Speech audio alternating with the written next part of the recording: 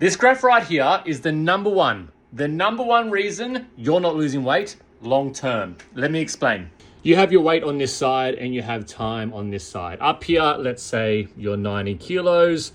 And then down here, let's say you're 75 kilos. Now you can clearly see that there are ups and downs to the journey. And this is absolutely normal. Even though my drawing is like a 6-year-old, I just wanted to spotlight a couple of areas right here that might be holding you back from losing weight long term. Now, if you see these areas that I just circled, these are typically the times where most people give up. They let their mental thoughts take over their actions and they self-sabotage to the point where they stop completing the behaviors and actions required to continue to lose fat. This little spike in weight here could have been a rise in carbohydrates that you had the day before. This one right here could have just been your digestion. Maybe you had dinner really late that night and you woke up heavier the next morning. This area right here was actually 2 weeks, a real test of your mindset.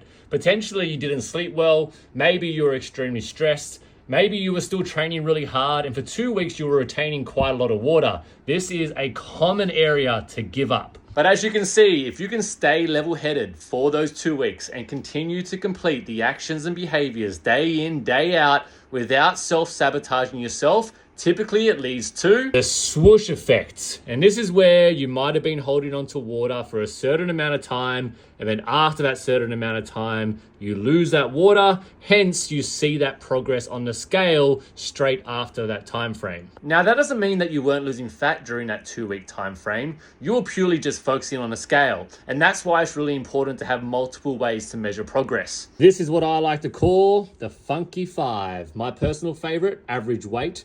And that is taking your 7 days of scale weight, dividing it by 7, and then you'll get a number. Try your best to see continuous improvements as weeks go by. And this is why I recommend the Funky 5, because it's pretty hard not to be level-headed during a time frame like this for 2 weeks.